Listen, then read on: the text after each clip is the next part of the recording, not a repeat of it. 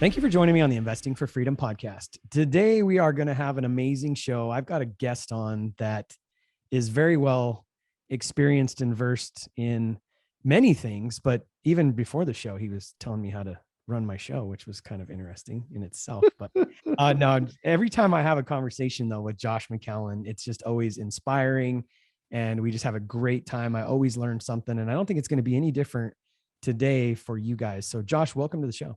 Oh, what an honor to be. I'm here to invest for freedom. Am I in the right place? You're here, brother. I cannot wait to get to know your community. Thank you so much for having me. Yeah, it's going to be good. Well, let's dive into the 4 questions and then we'll get into some amazing stuff. So who has had the greatest impact on your life? My late father-in-law changed my life. My wife is the oldest of 10 children. And this guy was, an accidental father at 17, and he took great care of my wife. And then ended up having 10 kids. And so I followed in his footsteps. That's why we have 10 kids. That's partially the reason. But no, he was an absolute treasure. And he died tragically a month ago, from a routine treatment at the hospital. Very sad. Now, it was a dangerous thing. They were checking his blood clotting in his brain to see if he was blood clotting and whatever. It was a test. And the technique actually caused the blood clot. And so he passed away without any of us knowing that was even a possibility that weekend. Man, that's tragic. Like you said. Yeah, it is tragic. He had the most impact on me. It's pretty wild. That's pretty cool. We kind of have that in common. My father-in-law has been a huge impact on me as well. It's pretty cool. Such a good. And that's so rare. It's rare that you get to know your father-in-law. I think most people don't even know their father-in-laws very well. And it's just, obviously it shows how much I love being part of my wife's family. It's been really impactful for me. Yeah, same. Maybe we'll dig back into that a little bit. But I'm curious, is the 10 kids just random, or was there really? So we got to 9 naturally, meaning like just going with the flow. As I always say, it's easier on the dad, more fun for the dad, has no pain or consequences for the dad. Poor moms, it hurts so much being a mom. But when we got to 9, Melanie actually was saying, thanks for being generous. I'm generous, but maybe we're done. I go, hold on, honey, hold on. We're like in striking distance of double digits here. We gotta, please, can we have one more? So then we had number 10. He was a little guy. We're 6 ladies, 4 guys, and we're in our mid 40s. We're old people now, but we've been married almost 25 years. So it actually was no twins. My wife says no shortcuts. We just had that many children. I'm always inspired watching you two, and a big thing that Kara and I don't know, I don't think I've ever told you this, but we're huge on being successful in business and the whole investing for freedom. I mean, the reason why we do what we do was because I always wanted to be a present father, and I wanted to keep my family first. And I've watched you from a distance, and your wife is involved in the business. Oh yeah. It's amazing what you guys do. Yeah, and we haven't even told the audience, but we build resorts. We're like the house flippers of resorts. We've done it many times now, and they're not small either. Hundreds of acres, golf courses, restaurants, and Melanie is part of it. So we can get into that later. But I mean, I'll tell you, she didn't know she was going to be a part of it. But as we launched out as a group of syndicators, so quick story, I was in the business before my wife got in the business of real estate development. But when I learned how to raise capital, I left the fat cats of this world that have all the money and created these awesome syndicates where everybody can own these resorts together. And that's when Melanie got involved. So it was about 3.5, 4 years ago. And she's awesome at helping us. So many people blame many excuses, but family, I don't have enough time, my business, and you guys have 10 children and work in the business together and make it look so eloquent. Oh, thank you. Give us the hack. What's the hack? Okay, here's the hack. I will tell you the hack. When you're out there, you're listening, you're 25 years old. Mike has been an inspiration to you because he's explained to you financial literacy and freedom. And you're probably like, man, 1 kid sounds hard. Here's the first hack. 1 kid is the hardest, ironically. It is challenging. We all remember who have some children. Man, when you're the only child, when you only have 1, it's like you're their babysitter, their dad, their playmate, their discipline. You're everything to that baby, and therefore they need 99.9% of your day. As you have 2, there's a little diffusion of playtime. Then 3 can be trickier, but also maybe a little better if one of them's a little older.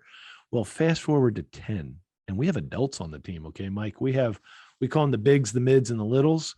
And the bigs, the mids, and the littles all have responsibility. That's the other cool trick. And the old hack is from the olden days. We raise them like baby boomers were raised, where we let them get hurt and we're not afraid of mistakes. Mhm. We might, you might get chastised for making a mistake, but it's okay. You're allowed to make mistakes. Yeah.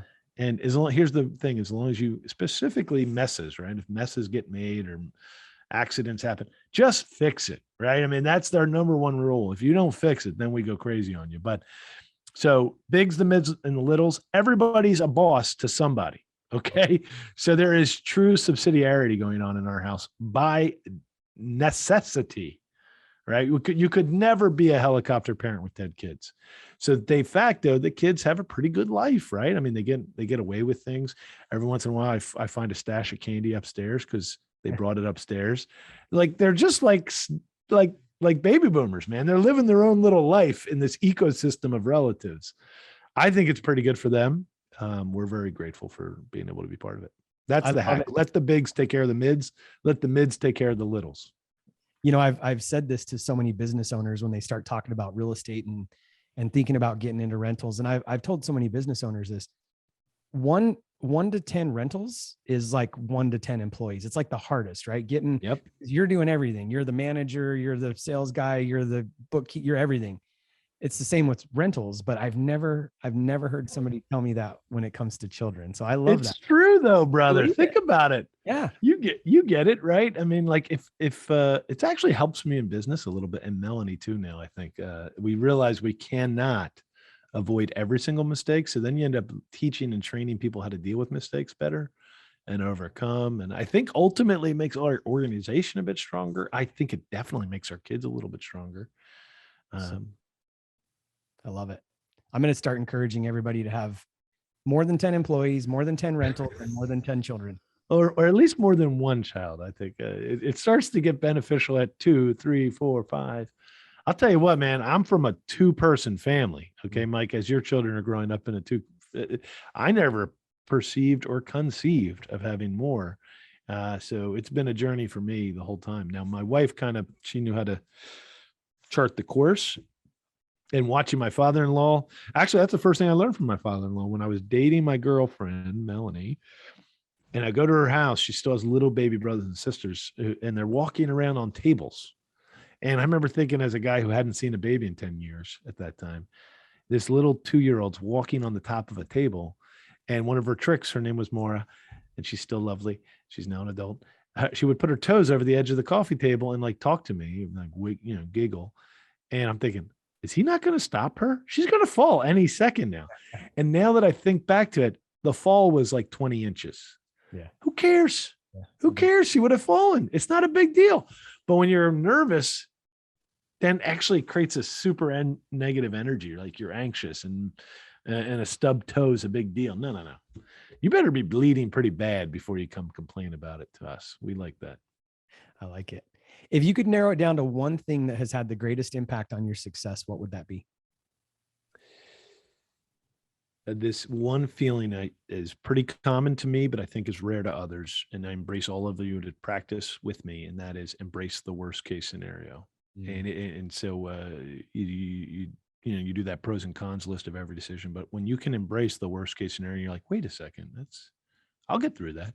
Yeah. Then of course you can take the next step forward.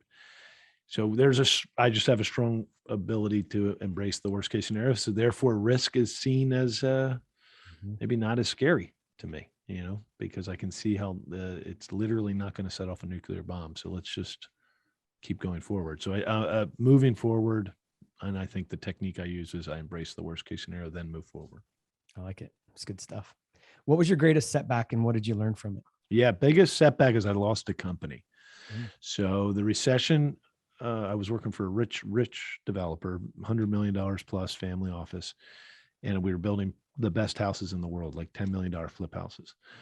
And I was a project lead and all that cool stuff. And then the recession comes. Not a big deal for him. He kept me paid for a while. Eventually, a year later, I keep resigning. He lets me go. I take every dollar Melanie and I have in 2009 and I buy a franchise. And I had the concept that, franchise bias, service-based franchise. They give you leads, you do the work, you run a system, you create an operating process. Well, I was dead wrong, man. If you ever buy a franchise, take it from me, you're still the number one salesperson. And I hired a salesperson. I did everything wrong. And I took my foot off the gas and lost a company and lost everything. So that was 2010. And we started from scratch again. Wow. You're always the salesperson. You have to be the sales. If you own the business, you damn well better be the salesperson. I like it. In a good way. Sales are a transfer of great value, or they're not. If they're not, maybe it's the wrong company. Don't do it. But if you believe in the company, then sales are a great thing. As our companies, since that day, Mike, have you ever heard of that guy, Chet Holmes? Yeah. Love the it. ultimate sales machine from like 12 years ago. Pig-headed discipline. Yeah. Pig-headed discipline. He passed away years ago. And so I've gotten to know Amanda Holmes, who owns his company. And I've offered to buy his company, by the way. Amanda, if you're listening to this, the offer still stands. We will buy the ultimate sales machine, because that philosophy, and she does listen to these things. She cracks me up. She just texted me last night. She won't sell the company right now. I'm like, come on, guys, sell the company. But that philosophy, the ultimate sales machine, has impacted every company I've ever done since I lost that company, because everything is better when you're selling. And if everyone in the company is selling, now selling again is transmission of a great good. And of course there's an exchange of economics, because you need to keep the great good built and keep it going. Therefore, wait till I share with you why we do this great good, whatever this great good is. Please join us. We'd love to take great care of you. And yes, you'll pay a fair price. And yes, it won't be cheap, because it'll be so valuable. Yeah. And that premise, I could go into hours. As a matter of fact, we summarize it for our staff. We have 200 staff members today, and we teach a philosophy that's in our core values called sales are sacred. And what we've done now is we've recognized, by buying distressed resort businesses, that's basically what we are now, is a turnaround company. And so we buy distressed things. What's usually the flaw of a distressed thing? Sales. It's not always the physical buildings that's causing the problems. It's usually the philosophy, the sales, the heart, the culture. And we teach sales are sacred. And what we've learned by buying businesses with staff and taking care of their responsibilities, they have families, is that every sale, at first you think, oh, this is important. We should make sales. This is what a company was built to do. And I always say, that's like the surface. Don't worry. Keep going deeper. There's people that work here that are the janitor level teammates, the building teammates, the executive teammates. Every one of them wants to pay their bills and take care of their kids. The sale is part of our sacred commitment to them.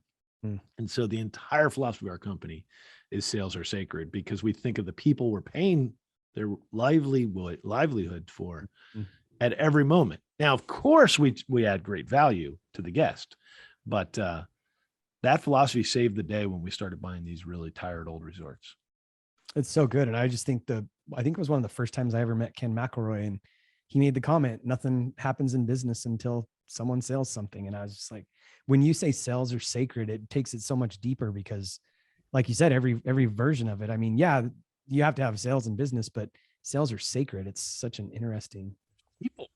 Well, I mean, especially companies like ours, you and I both have a lot of friends that have made incredible wealth by keeping their staff levels small. And that is not a bad strategy. Okay.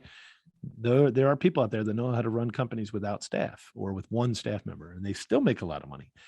It just goes to show not all of us have the same purpose in life. That is a different purpose. That person's purpose is beautiful. Our purpose is to have staff. We were built to be with and for others. We're very Dale Carnegie.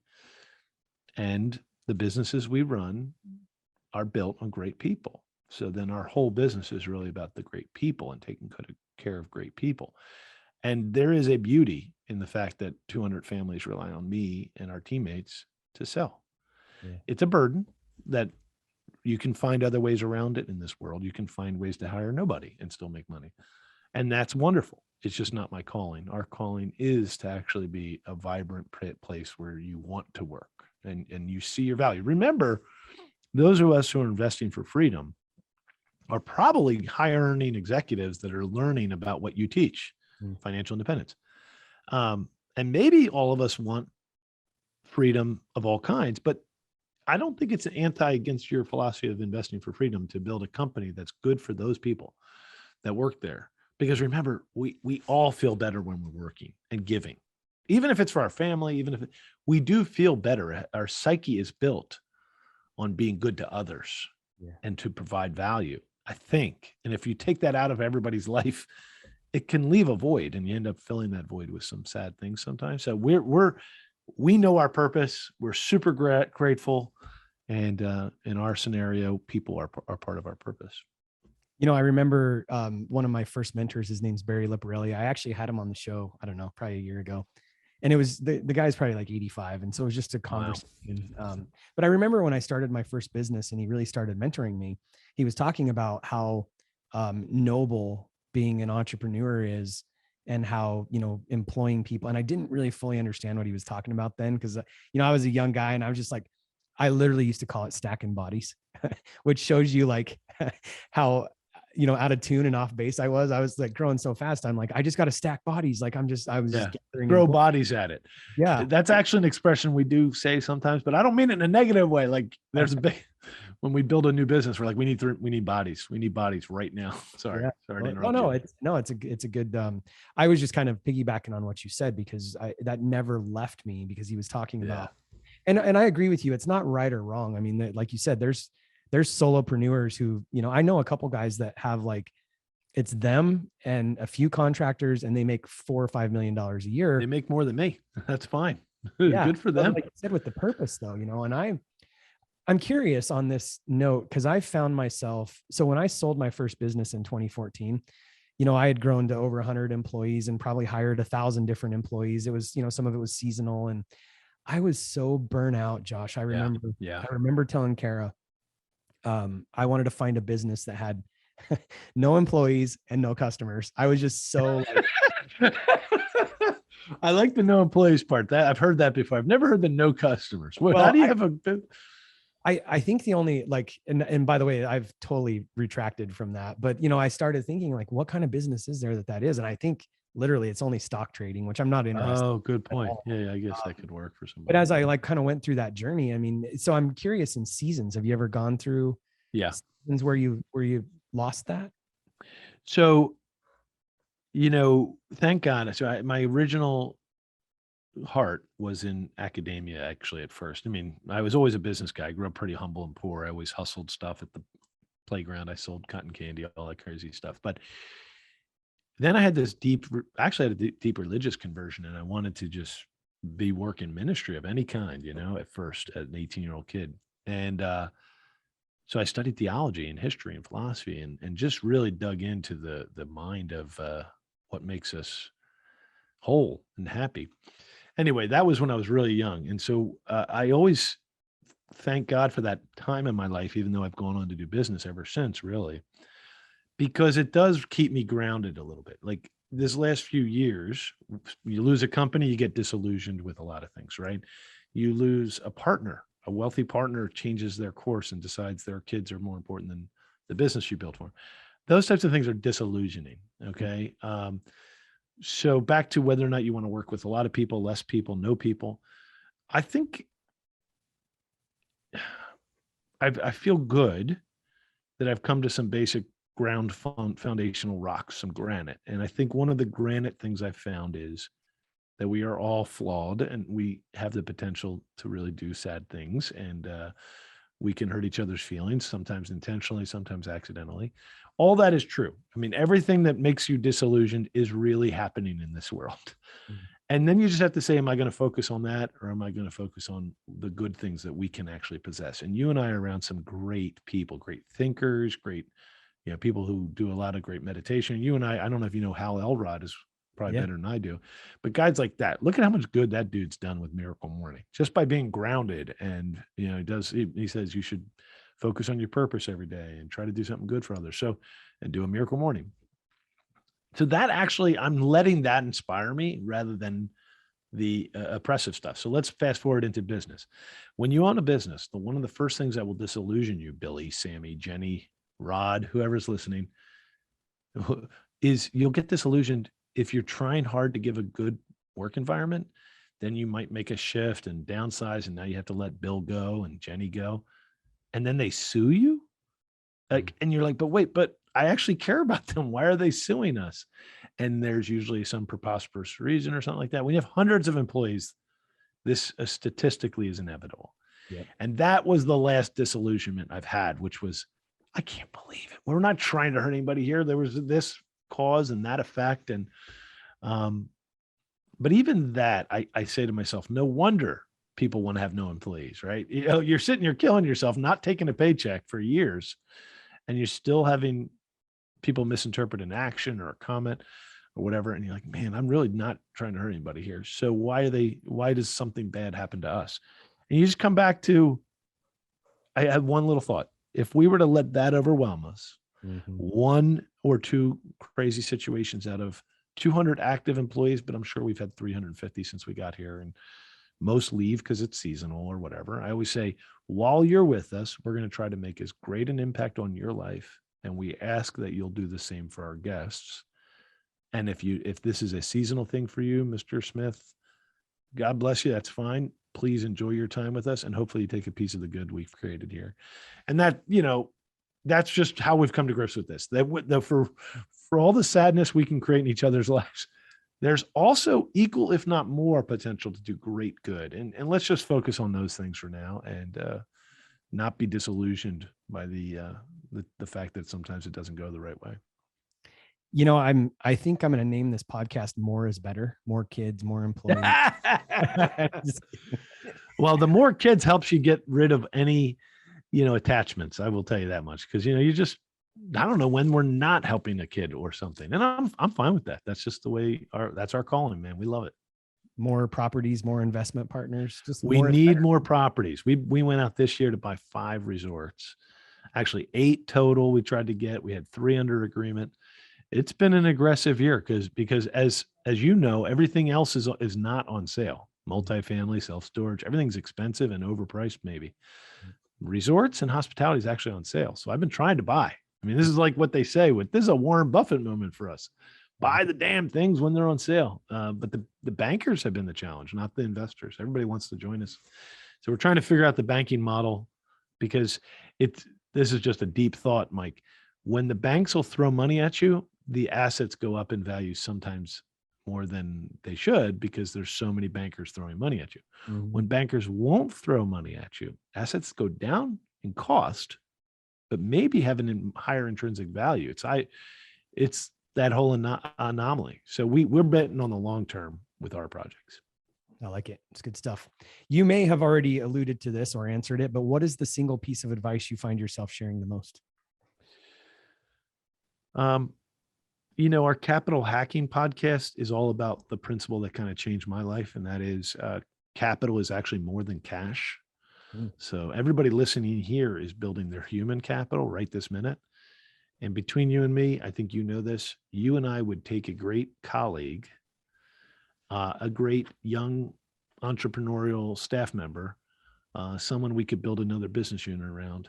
Actually, it would be more valuable, their human capital that they're building, than a direct investment sometimes. So a direct investment of $500,000 it's absolutely fantastic and we appreciate it. But boy, we need teammates right now that are going to help us shoulder the burden so that we can keep going. Because we, just like your groups and all the things you do, we actually have a lot of great opportunity. Now we just need teammates that can keep up with the growth. So human capital is actually more important than cash. So everybody listening has probably more value they can add than they thought, because I think we all get tempted to think investors have all the value to add. And I love investors. We created a whole community about being good to our investors, but we like to call it more of a fair trade. You know, we put together that's why we changed our terminology to capital syndicator, not a real estate syndicator. We call it capital because I'm aggregating some of the best people. Like if you come to our Learn and Grow events, or whenever you can come to one of our events, Mike, you'll be like, oh my gosh, that's the guy who's the vice president of hospitality operations. This is the vice president of development construction. These are like world-class players. Yeah, because guess what? It takes those world-class players to make investments work. Yeah. And anyway, so we're really focused on people right now. I love it. And I've been keying in with, some of my business partners, and we've talked about this on the podcast with some of the, clients that I coach. I don't know exactly when this hit me, but I want to run it by you because I think this, a lot of times when I mention this comment, people look at me like deer in the headlights. And I think everything that you're talking about is like the core thesis of this. And I don't remember exactly where I was over it was a year and a half ago. And I was talking to somebody, and it's interesting, as real estate investors, we're really comfortable taking 100 grand and putting it into an asset or whatever. Let's say it's $1 million asset. We put 100 grand into it, 10% down or whatever. And then we expect, a 10% return, just using simple math, because I'm not that smart. And so it makes $10,000 a year. We put $100,000 into it, cash, and put a bunch of leverage on it. And we're happy because it's 10% return. But how many people will not put 100 grand invested into a human, or when they do say, hey, I got to put this $100,000 salary out there, they expect this human to just increase their, revenue by like unreasonable terms. And really at the end of the day, I've been challenging some of my clients and thought processes lately. Like if we would just think about humans, and when you say human capital, like that's why I wanted to just kind of run this by you. Oh yeah, go for it. Like so many times when I'm like, just go hire somebody. Like you need to get out of your own way. My clients will go, like their eyes just start spinning. Nobody's going to do it as good as me. I don't have enough capital. These are real estate investors. These are people that understand leverage, but they don't understand leveraging humans, like leveraging people. Really? Yeah. I mean, we changed our department about 4 years ago from HR to human capital. So if you work with us, you go through the HC department, not the HR department. And we train every week on capital, on the people. We teach them the fundamentals of our service culture and commitment, and then we teach them on their skills. So I have overcome that challenge mentally. But you know what it takes if you're gonna agree with your philosophy, Mike, that you can invest in people, and the return on that doesn't have to be 7,000%. It can be 100% return on their money, and consider that a win. 10% would be the bare bones. By the way, you and I it would be hard for you and I to spend $100,000 on a teammate who only brings in 110,000 new, or, all things being equal. But you would just think about net. Yeah. Yeah. I mean, I think the metric for me is usually I'm excited about bringing on an executive if we can expand the business plan. Sure. And then as far as replacing myself, that's been my goal. Like, there's a deeper question you're asking. Can you replace your skill set in your company so you can grow the company? It's very deep stuff we're going into right now. This is very much like the EOS system, right? And I'm sure you've heard of that. And I'm sure you talked about the entrepreneurial operating system. I have an amazing, and I would say she's awesome. You have an implementer? Yeah. Yeah. So we're in the process of that right now. We're using the system. We started with EOS, and then we moved over to a system called the Elite system with Don Wenner. Elite Execution System, EES, based on a lot of the same principles. And I will tell you, it is brutally hard to transition out of being a strong performer in your business to a strong performer on your business. And I'm not saying we're even hitting 50% out of 100 right now. We're not, but we're doing the discipline. We're changing our processes, our meetings, our titles, our org charts, our standard operating stuff. So we're in the middle of that right now. But back to your point, I am a firm believer that as you become an entrepreneur, hopefully you start to realize how wonderful it is to develop talent and to let talent lead. I guess there'll be a test, Mike, in a year or two, or a couple of years. You can come back. Remember how I taught my bigs, middles, and littles? Yeah. And if you're big, you're in charge of the middles. That philosophy is what I think you're getting at too. If you can insert talent at any of those levels that can take over the portions you were doing on the other levels, you're doing the right thing. Now, it all comes down to, can you actually implement a new teammate efficiently? And none of us are great at that. I remember Jack Welch, I think he's the GM guy, right? He said 50% is the best he ever thinks he got to. So half the people were total disasters, half the people were right. So we also have to recognize that. My wife loved that. Like 5 years ago, we heard a speech on the podcast, probably, or some recording. She's like, really? 50%? Because she and I, of course, compliment each other. So she always gets furious if I hire the wrong person. And you do every once in a while, you hire the wrong person.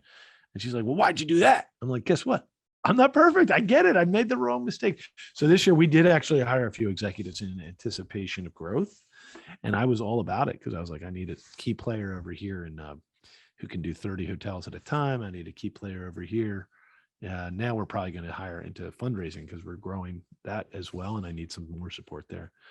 But, I recognize my weakness, and before I hire a senior teammate, I'm going to learn the process of hiring and implementing at a higher level. Mhm. So anyway, that was me going to giving you all my mistakes. Sorry. No, I think it was good. And, when you're even talking about, Gino Wickman talks about this, Yep. like it really takes a year.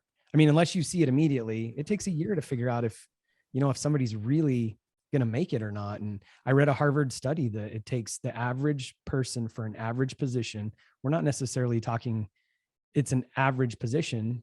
It takes 8 months for them to figure out what their core job really is and be fully functioning at it, which is interesting in itself. That's interesting. I wonder, I always say as an entrepreneurial company, we don't have that kind of luxury, especially if you're expensive. And we've hired some very expensive players lately.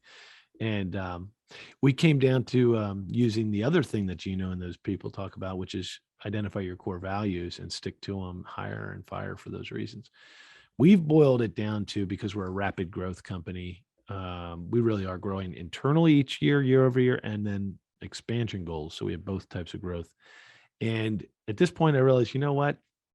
We're not going to hire anybody that can do 30 hotels at a time. You know why? Because they probably don't know how to do work.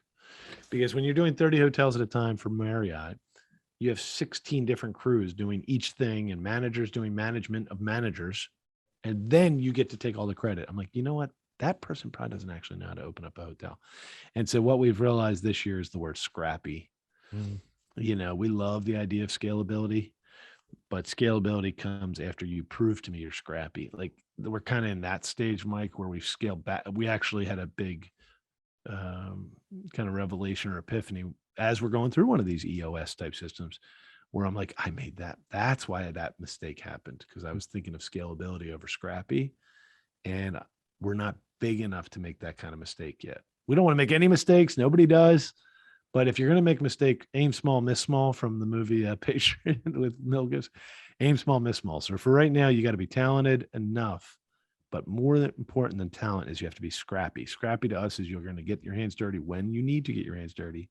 And you're going to understand the pieces and the components that go into the success.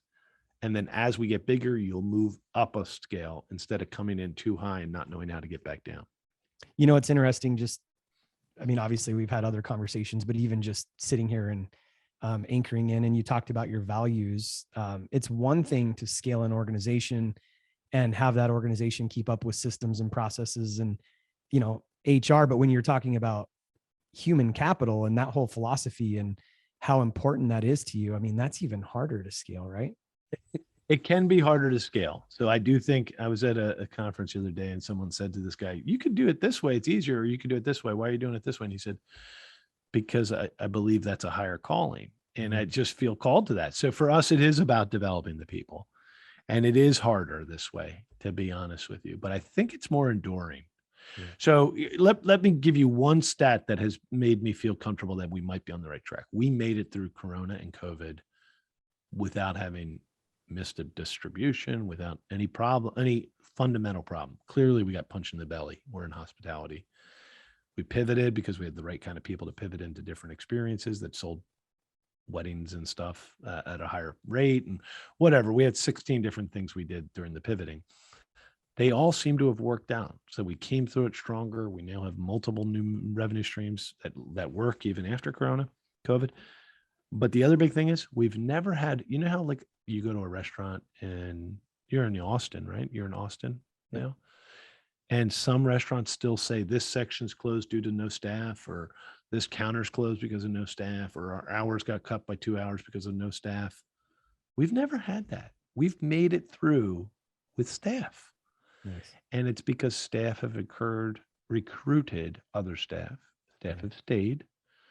And we ran, I would say, 10% less staff than we would have liked during some of the peak times, but not 50% less. Yeah. And now we're at full staffing again, and our prices are higher. We do pay more, a little bit more. Everybody did during those growth months of the COVID. but we have a happy, productive staff. And I credit that to sticking true to the core values. And we never told you what the 3 core virtues are. We say these 3 virtues, you cannot work with us, not because you're not great at your job, Mr. Marketing Expert or Mrs. Front Desk Expert or whatever. But if you don't want the 3 virtues of Viva May, so our core business is Viva May, Revive the Soul in French. And we run businesses with this culture. And we say, you got to have 3 virtues: joy of service, humility of heart, and ministry is your goal. So joy, humility, and ministry. Do you want those 3 things? And what we explain every one of them. Joy just means don't take the job that pisses you off. Every job has its goods and its bads. And if you hate this job, but you took it because we offered you a paycheck, don't take it. We'll fire you pretty quickly because you actually have to like it. You got to bring that with you. Humility means you seek humility as a strength, and not everybody in the world does. So we try to only hire people that see this point. I said, listen, this makes teamwork more possible. This makes you grateful for the work you get to do. It permeates everything. Plus, it shows that you are equal to dignity of every other teammate and just as equal to dignity as the guest. That's humility. And then ministry means, this is the secret. As a matter of fact, there's probably going to be a book coming out called Soulful Service eventually. For all industries, if you can encourage your teammates to choose to make their work a ministry, it makes everything so much more valuable. And ministry just is a spiritual word, but it's a fancy word, but it really just means do small things, the tasks of your work, not so that the task gets done. That's just surface level, but so that the beneficiary of the task feels loved. So it's like a really weird thing. I always say, think of Thanksgiving charities. When you go out to feed the poor at Thanksgiving, have you ever done that, Mike? You like bagged turkeys or something like that? I did it. I did it as a high school guy. I should be more charitable. I should do it now. But I remember, you know what they told me to do? Make a brown bag of canned goods and make 50 of them. I'm like, okay. And I'm in the back bagging canned goods. Then they tell us, drive them around with these people and drop them off with these people. So we get out of the car, we hand them a bag. What the heck about that is charity or ministry? It was the intention that the person feels loved. So the work was simple and not fancy. And yet the ministry happened because they felt our love through the paper bag. So we always say, you can transmit that kind of love through any kind of work. And we want to hire people that actually want to transmit good. It's just a cool little thing. And if you put together hundreds of people vibing that way, man, it's powerful. You got to come up and see it, bud. Come on up to one of our resorts. I'm coming. You had me at come on up. Come on. You're a tough sell. You're very tough. No, I've been watching some of your events, social media in a distance, and I'm like, I got to go to that. You do a great job. So thank you. Man, this is awesome. You're awesome. Yeah. You know what? This is how it works. This is why you do investing for freedom too. The reason you do what you do, I watch you, and the reason you're so bold online, speaking the basic truth, like, right, independence is based on you making commitments for you that are, set a goal, strive towards it. You're going to have to make sacrifice, but when you get there, it'll be worth that. And choose. I imagine part of the core philosophy is when you're investing for freedom, you're probably not doing what everybody else is doing. There's a certain contrarian understanding of life because everyone else is trapped is kind of your thesis, right, Mike? Yeah. If you do what we were told to do when we were going through the indoctrination machine, you're trapped. And so what you're doing is opening people's eyes to that. And I think it's your ministry, man. I imagine you get excited like we would if someone were to hear what you said and found some freedom. Yeah. That's a huge win. Speaking of finding freedom, you were talking briefly about this efficient income fund. Yeah. I'm so tax freedom. Yeah. Tax freedom, bro. Yes. Well, and you mentioned him, but I remember like Tom Wheelwright, the first time I was listening to him, he said, you want to know how to make more money? Save more of what you already made. And I was like, oh my God, like that was revolutionary, even though it was like so simple, right? Yeah. Oh, he's revolutionary. So if those of you who haven't had a chance to meet Tom Wheelwright, I'm sure, has he been on your show yet? No. I'm sure he would love your show. You should just, I'll send him a note if you want, but he's been on our show. And I don't know him on a personal level, but I've been to many of his seminars, many of them. And his book, everybody can download his book on Audible right now. It's called Tax-Free Wealth. by tax-free wealth. I think it's called. Yeah, tax-free wealth. I'm looking at right. By the way, I drink my own Kool-Aid. Look, it's right there. Tax-free wealth. Good one. Tax-free wealth. So he just basically simply says, if you read the IRS tax code as a roadmap to wealth and freedom, it's right there in front of your eyes. And, for guys like you and I, we help make freedom available for so many people, because one of the best ways is if you buy real estate and then you get the benefit of depreciation. On page 36, he writes in bold letters, depreciation is, what did he call it? The magic. He said, depreciation is like magic. Yep. And it's because you own something that's throwing off positive cash to your bank account. And the IRS at the end of the year says that they consider it a passive loss.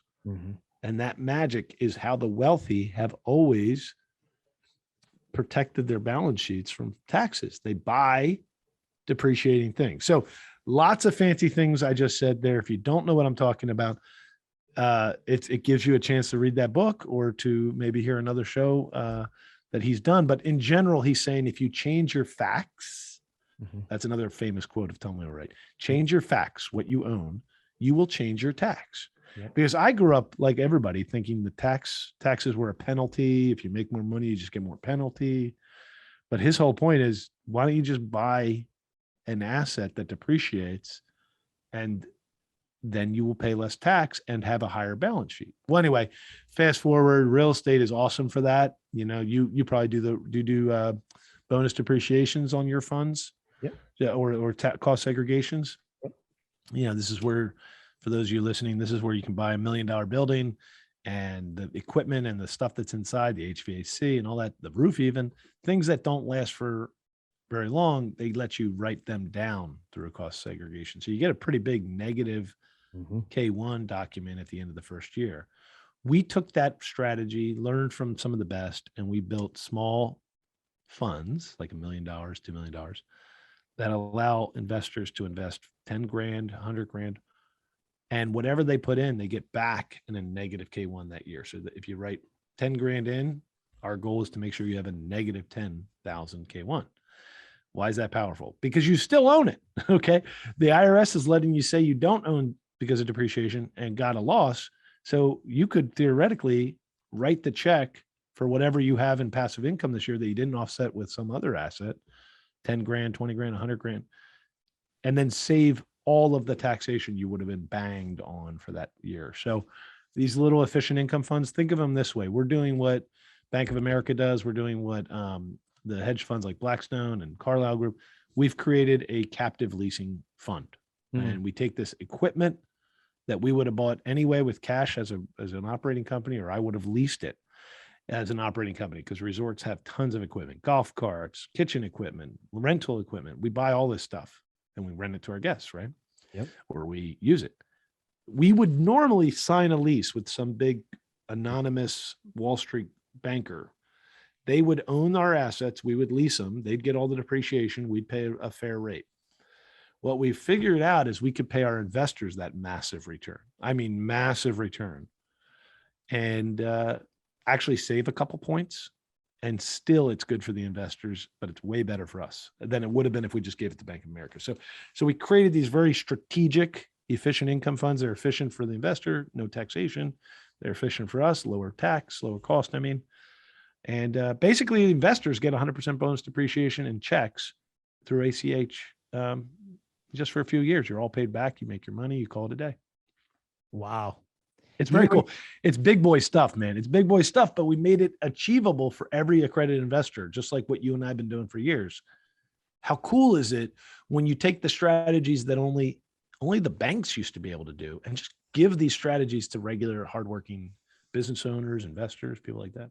Yeah. And you're doing it. I mean, I bet the moment that clicked for you, I mean, you're doing it on, something that, like you said, you would already be leasing it. I would sign somebody else's. Yeah. I'd be paying the debt anyway. So why not give all the wealth to my investors? That was our strategy. Wow. And it's big. Just to give you a sense, I mean, it's a combination of your preferred returns, single digit preferred returns, not double, but then 40% typical tax savings for somebody of high earning income. So you take 100 grand, you get 40 grand in tax savings potentially year one, plus you get yield. Yeah. So your IRRs are in the 30% conservatively. Why? Because the tax code has incentivized us to do this. Yeah. And of course, you have to check it out, make sure it's right for you, but it's a killer cash flow strategy that gets rid of taxation. I like it. It's cool. Well, and it's, I don't want to say backed by, but you got a great company. I mean, obviously anybody listening to this has heard how amazing you are at doing what you do when it comes to human capital and running the organizations that you run. And so I'm not saying it's backed by that, but that whole company is the one that's making the payments for the golf carts. And you said it perfectly. And that's why, recently the Family Office Club, Richard Wilson and I partnered on these because we're on our third one. And he and I've gotten to know each other over the years. He's that guy that every single one of us gets emails from him, I swear, every week, right? I mean, Richard C. Wilson, the Family Office Club. He's a great guy. I don't know if you go to any of his events, Mike, you should come with me. But he's been watching that fund and he did a webinar with me. And he's like, I had to join you. So he ended up partnering with us because he's like, this is the number one question I get at family office level is, do you have any end of year tax incentivized investments? And he's like, this is the nicest one I've seen. Cause you get paid back. We pay them monthly. We pay a monthly 25% cash on cash, believe it or not. It's unbelievable. And you get your money back quick and now you're done and we're done. You're done. It's very cool. I love it, man. Well, what have we not talked about that you think we haven't talked about my stylish new jacket? No, just kidding. Equity jacket. I'm the logoed guy, man. I'm in all these little Facebook videos. I always have my different logos on, but no, I think we've touched everything except for when are you coming up with the kids to our winter wonderland up here? We call it Vintner Wonderland at one of the resorts, ice skating and villages and hot cocktails. It's the best, Mike. You got to come see it. Yeah, I would love to at some point. And, I'm probably entering that phase where I maybe get to start bringing grandkids. Are you really? You have a grandkid coming? I don't want to. Oh, okay. Don't rush it. Yeah. Dylan's 21. So I was 21 for him. So we're getting there. Well, no, seriously, brother. We're ice skating up here. We have a professional hockey rink, like call outside. You got to look it up to believe it at Renault Winery. And I do, honest to God, would love for you to come up, be my guest and bring the family. And it's so fun.